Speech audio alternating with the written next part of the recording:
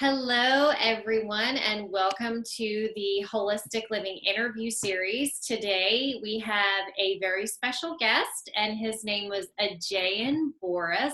Welcome, Ajayan. Thank you, Michelle. Great to be here. You are very welcome. So, I just want to quickly introduce Ajayan, and he has instructed and guided thousands of meditation students in North America, Australia, Europe, and India over the past 45 years.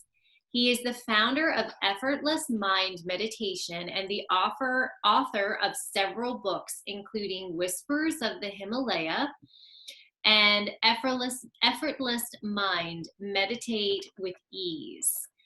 And he's the host of Mind Matters Radio on Alternative Talk Radio 1150 KKNW. He teaches meditation workshops and retreats in the Pacific Northwest and the Himalayas. And he lives in the Seattle area. And you can find out more about Ajayan at www.ajayan.com. So welcome again. I'm so excited to have you. Great to be here. Great. Okay. So you've been doing this obviously for a long time. So I kind of want you to just tell us a little bit about your story, about what really introduced you to meditation and your journey. Wow. Well, Yeah. that is a big story, actually. I just to kind of summarize it, I had a very amazing spiritual experience when I was in a high school, and just basically dropped into the infinite, and it was I just came out of it and said that was God, and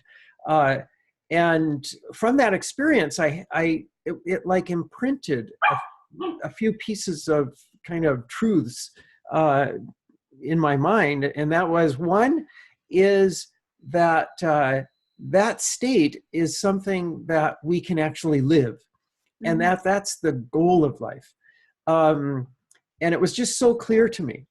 And then another thing that came out of that was that the path was one of kind of being as normal as possible in the highest sense of the term, a kind of normalcy of just without, freed of all distortion, psychological distortion, toxins, whatever kind of stuff we can get into that somehow pollutes our natural state of being.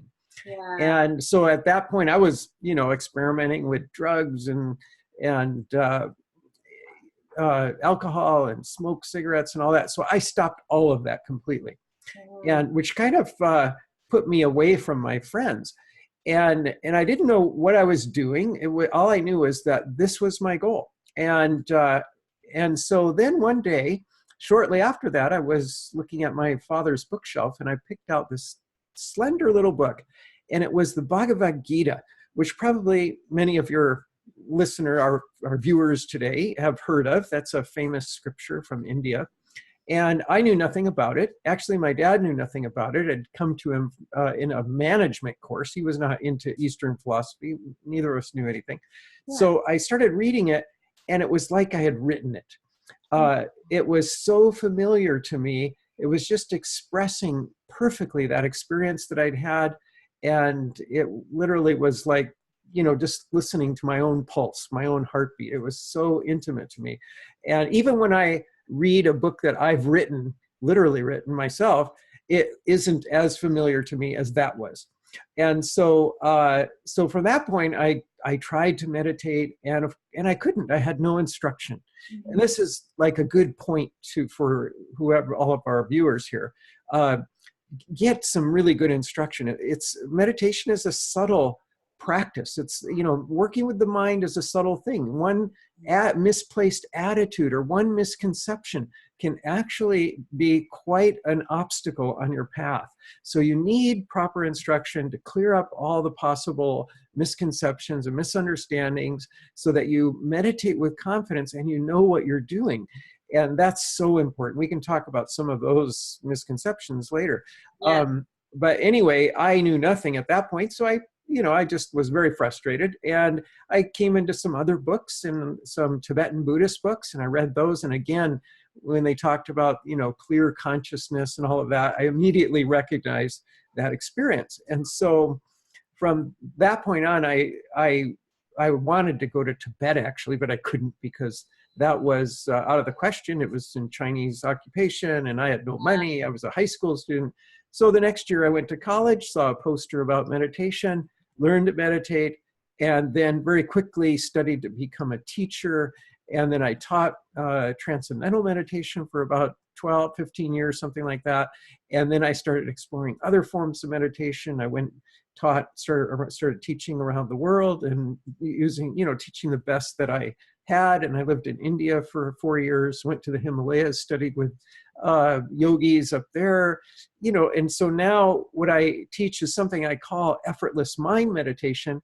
It's not something I've invented. It is the sort of a unique blend of the best that I've experienced in this 45, 50 years of exploration. Wow. And so that's what I teach. And it's very, it has many levels to it, but it starts at a very easy, simple level that anybody can learn and gives you a really deep experience.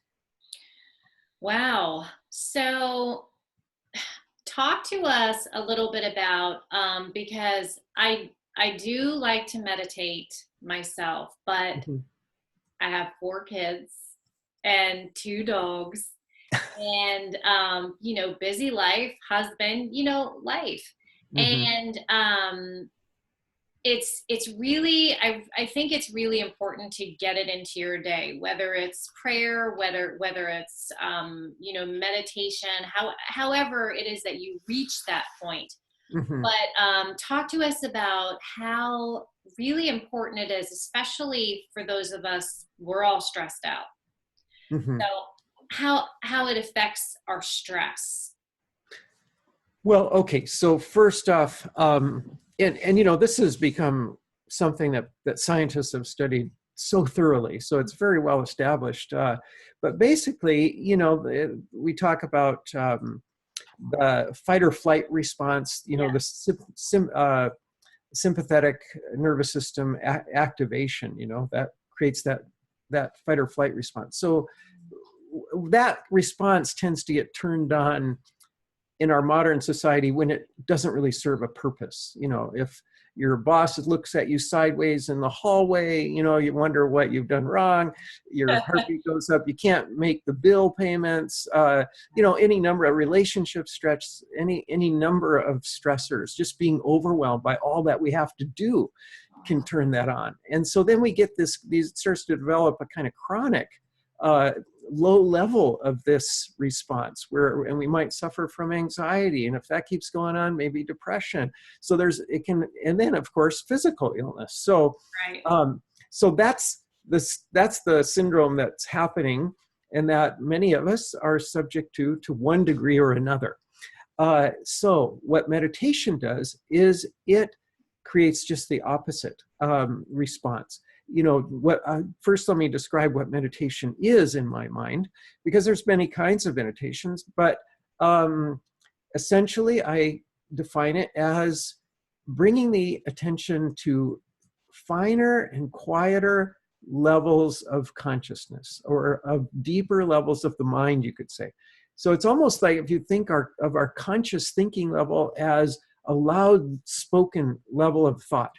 And then we start to meditate and it goes to a quieter level of thought, and then a quieter level, and then a whisper. And then even that whisper might fade away. And then we're not asleep, we're still aware, but it's awareness unbounded by any thought form.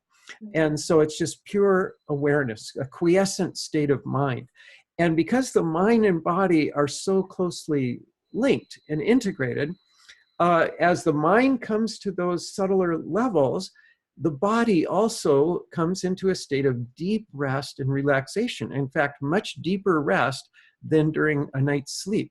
And so you're getting just this profound state of rest and relaxation. Brain waves are changing. Lactic acid goes down in the blood, which is associated, with anxiety if you have high lactic acid. your galvanic skin resistance goes up, which means you're more relaxed, and profoundly, like 300 to 500%. So there's a host of changes take place that show that you're actually in a different state of consciousness. This is not just ordinary waking state. You're moving into a different state of consciousness that is a profound activation of the parasympathetic nervous system, and that's the opposite of the fight or flight response. Yeah. And so if you can practice meditation regularly, there are so many benefits aside from just stress, but at the very least, we can talk about stress. You're going to start to cultivate that parasympathetic kind of style of functioning, so that you tend towards that naturally, instead of being kind of hyped up from all the stress in life that has you, feeling tense. You go just the opposite direction. You start to counter that and start to feel more relaxed, more at ease, so less dis-ease, so much healthier state of being. And that can happen very quickly. When I started meditation, kind of this was way back in 1970, but still I remember it vividly. I had insomnia when I was a kid. From childhood, I had insomnia.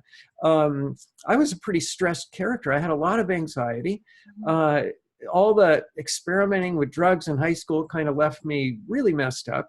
And when I started meditating, at that point in my life, I was very anxious and not sleeping well. And literally within weeks, I felt so much better, and the insomnia was gone, and it's never come back. I sleep, just like a baby now, and always have ever since then. So it's made a huge difference, just personally, I can say that, but I've taught so many people who have the same experience. So it really does work if you're suffering from this kind of thing, insomnia, anxiety, depression, or you're just feeling overwhelmed and stressed. Meditation is a wonderful, remedy for that. And in fact, they found a lot of good benefits physically too, like blood pressure lowers. So it's good if you're, it lowers the rate of cardiac illness and stroke and a lot of psychological problems as well. Wow. So for those of us that are trying to really work on this in our holistic lifestyle, what's a good way for us to begin? Because sometimes I can find, like, when I am trying to, my mind is so busy. Mm-hmm. And I think one of the first steps, like trying to just quiet it, sometimes is so hard. So you're actually walking right into the first misconception about meditation. Oh no. In fact, the first two biggest misconceptions about meditation. Okay. So I'll just quickly say this, and I'll say that me saying this hopefully will help some people, but it really is better to understand it in a context where, a larger context can be created in a class, But just briefly, I'll say, first off, the idea of trying. Okay, well, let's start with the thoughts, because that's what is making you try. So the idea that meditation means your mind is kind of in this really calm state and free from that busy mind, the thoughts going around, is really a misconception for a couple of reasons. First off, as long as you have a mind, you're going to have thoughts. What is a mind? A mind is, I'll answer it for myself, it's consciousness fluctuating in thought waves. That's what makes a mind. And you'll discover this as a meditator, because when those thought wave fluctuations do settle down, and when they actually reach that state of absolute quiescence, where they're completely calmed, then you're in that state that's called no mind. It's just pure consciousness. Okay, so that does happen in meditation. It's not something you can make happen, because if you're trying to make it happen, then you're on the surface of your mind making an effort, thinking, so that's the opposite of that. So it's a contradiction. It's not going to happen if you're trying. but it will happen, and then you can appreciate that that's what happens when thoughts go. The mind basically disappears, and you're in pure consciousness. So most of every meditation, however, takes place in that range where there is a mind and where we're having thoughts.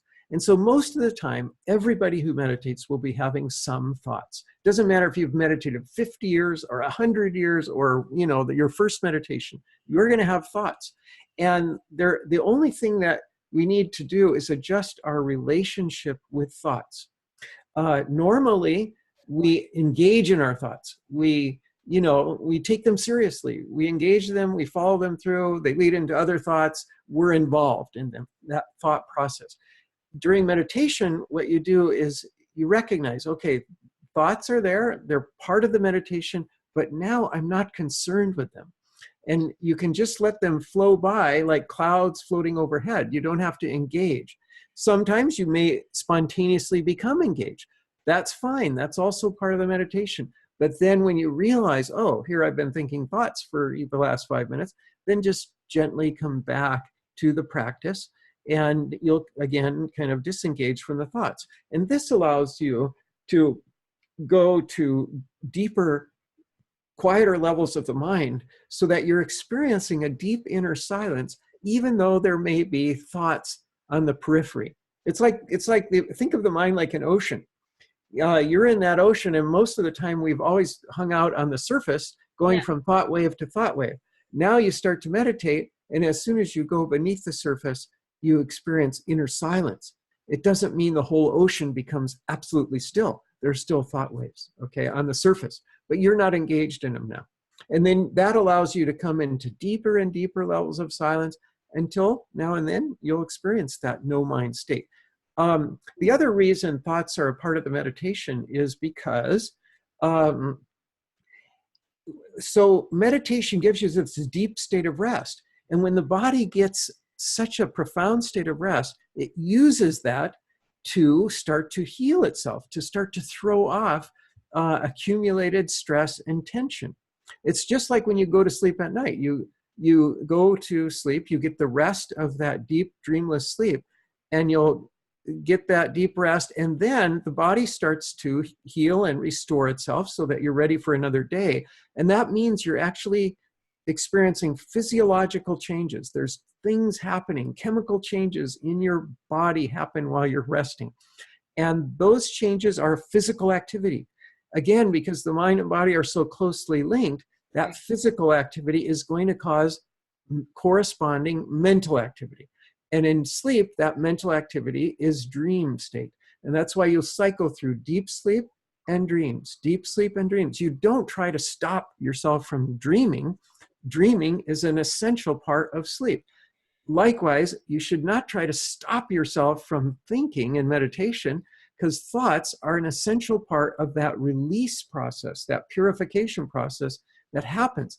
And you can really observe this if you go on a long retreat where you go deep, deep into meditation with, a much deeper experience because you're doing more meditation and you have such deep silence. But then at other times you'll have your mind just boiling away with thoughts because of the increased pace of purification. So this is a very interesting, a view of meditation that most people don't understand. And so they try to quiet the mind. And in that trying, you're agitating the mind. It's like trying to fall asleep. Yeah. You're going to go nowhere. You're going to go nowhere. You're going to feel frustrated, and you're actually obstructing yourself from, meditating. You're interfering with the process if you're trying. And that includes trying not to have thoughts. So you just perfectly hit on the most important misconceptions around meditation. Yeah. And I can't tell you how many people come to my classes, and I always ask, okay, what are you hoping to get out of today and all of this? And I bet you 80% of them say, I've tried to meditate and I just have so many thoughts and I just can't do it. And, that's because of this misconception. And it's perpetuated by this paradigm of the monkey mind and all this that you try to control. That if you go to a class and they start talking like that, you just got to get out of there, because it will damage your progress.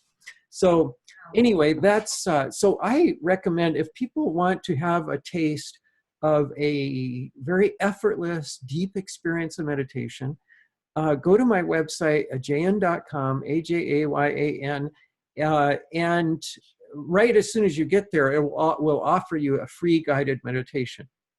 And I actually give a little bit of instruction in that guided meditation, and it's 10 to 15 minutes. I forget how long it is, but it will give you a deep experience. And if you just want to use that every day, you can use that every day, and just go there and enjoy that guided meditation.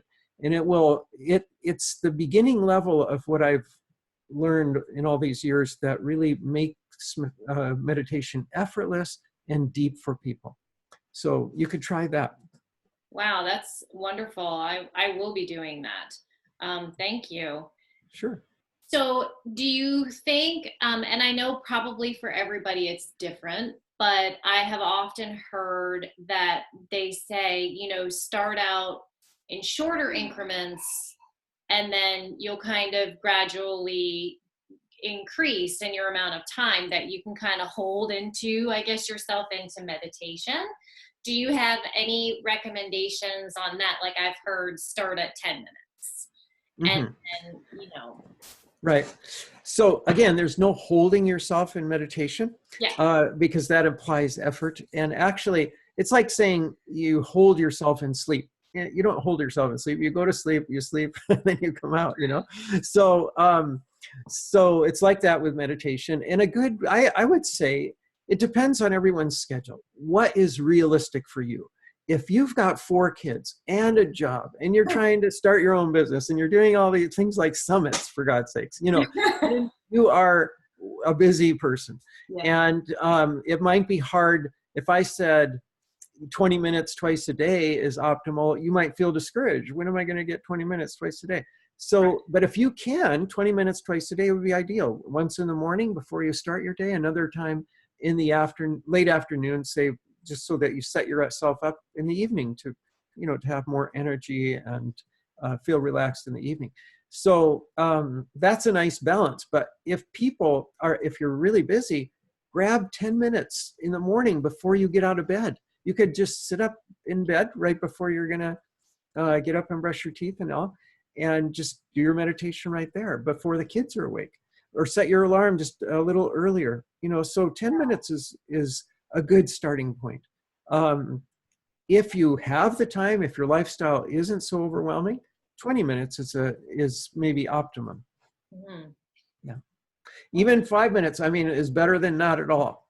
And if you can't do it in the morning because you have to get the kids off to school or whatever, then wait till after they're off and out to school and grab 5 or 10 minutes then.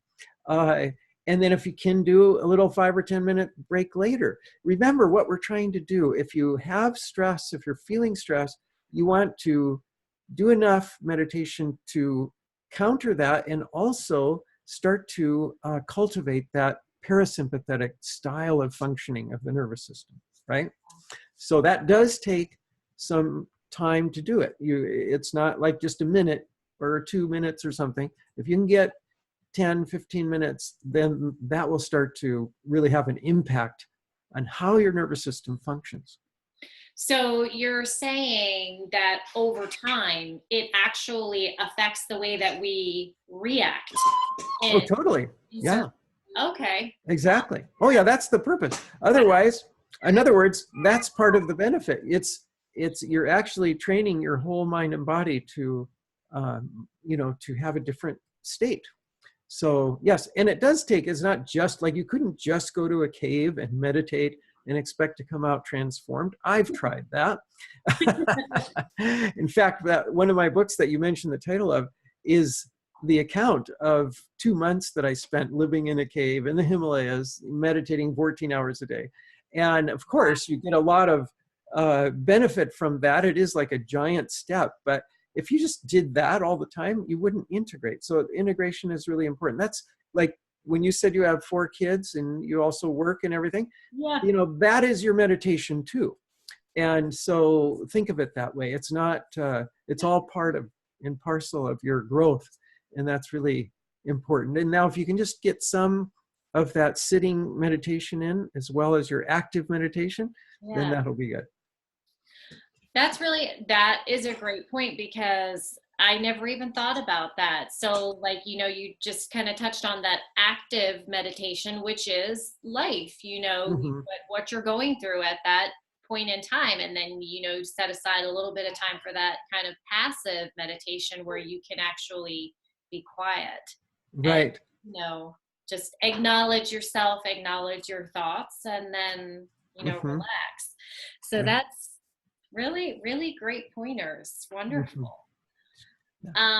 So I think one more thing that I wanted to quickly touch on Hmm. are kids and meditation. Hmm. So, do you have any, suggestions or any points about the benefits? Obviously, would they be the same, like for children to meditate as adults? Because I know in schools now, some schools are actually putting that into practice. Right. And for good reason. I mean, there have been studies that have shown that students' grades improve through meditation. They score better on creativity tests, intelligence tests. That actually, it used to be they thought IQ was, kind of set in stone from a very early age. That's really not true. And meditation is one of the factors that's been shown to increase intelligence. So, and it increases, the kind of your performance in school, as well as in work for adults.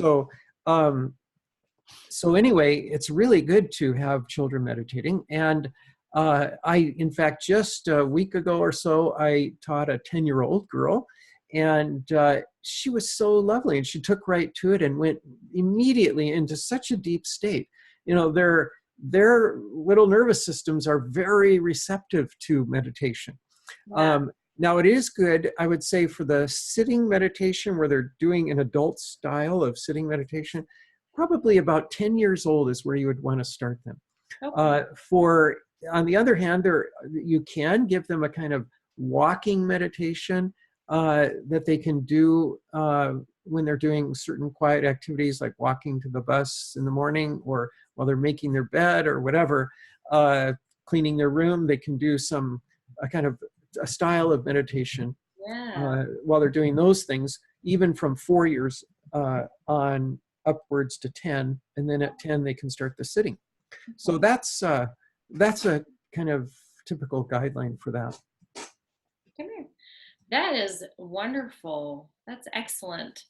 Um, so I have a 12-year-old and an 8-year-old and a 3-year-old and a 11-month-old. So for my older ones, I might start, Hmm. encouraging Hmm. them to, just kind of while you're cleaning your room, kind of Right. do Well, some. they still need to be like instructed. Again, I am one thing I'll tell you, not only from my own experience, but others, trying to teach yourself to meditate is really hard. It's like trying to teach yourself piano or something. It is. Nowadays, you could, like, imagine if you had no instruction, you sat down at a piano, and unless you were some kind of musical prodigy, Yeah. that would be really hard. I took piano lessons when I was a kid, and I needed every lesson, and still I was not a great pianist. So anyway, with meditation, it's even a subtler skill than that, because you're talking about the mind, which is very intangible. Right. And so it does require good instruction. Now, I mentioned the free guided meditation. That is a great place to start, because I add a certain technique to that activates the subtle energies in the body. And so we're talking not just about the mind and the gross physical body, the nervous system, but the subtle body, the energetic body. And that really helps to make the meditation deeper and more effortless. So that's why I like that style particularly. So you could try that, see how you like that.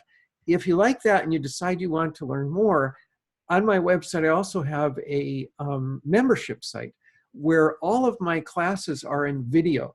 And so if you just have the discipline to watch the videos, and you can go through all the levels of meditation and become quite an expert in not, it doesn't take that long, so so anyway, that's another option if you're really interested in making this serious about making this a big part of your daily routine. Wonderful. Mhm. Wonderful. Well, I certainly learned a lot. Great, great. Great starting point. And I think just for, for those that are really trying to look to transition into a more holistic lifestyle, I just think that this is a really important aspect of it because Mhm. we heal on so many different levels. Um, so I just, I can't thank you enough for coming on and for talking about this because it really is an important aspect of it. Yeah, and when you say it's important, I just want to mention that we have these minds, right? And how we experience the world is so intimately related to the quality of our mind. If we are stressed and anxious and fearful or depressed, it completely colors our experience of life. So when you say it's important, it's like it is so important. It Right. cannot be, the importance cannot be overemphasized. Not only that, I think the first, well, since the early 1900s at least, psychologists have known that we use just a fraction of our minds consciously. And so this is another thing that meditation does, is start to uh, make available to us more of the mind so we can use those quieter, more creative levels of the mind, which will make life juicier and enrich our lives and make us more, productive and creative. So again, even from that perspective, it's very important. We have a mind, why not use all of it? Why should we just be using 5% or 10% of it? It doesn't make sense. Absolutely. Absolutely. Mhm. So on that note, any last words for our viewers? Anything that you want to share? Any Uh, last suggestions? well, I think I've sort of said all the most important points that I could think of. So just, all the best to you and in making this a part of your life. And I hope I'm sure you'll find, yeah, as you'll thank me later in Yeah. terms of it's a beautiful gift to be able to access those deeper levels of the mind and make that conscious and release the kind of distortion in our lives, that we've gathered through the inevitable stress of living in our society Yeah. nowadays. Yeah. Well, thank you again. And Okay. everybody, I really do encourage you to go to his website and take a look at that free guided meditation. I know I'm going to. And once again, thanks everybody for joining us, and we will see you later. Thank you. Thanks, Michelle. You're very welcome.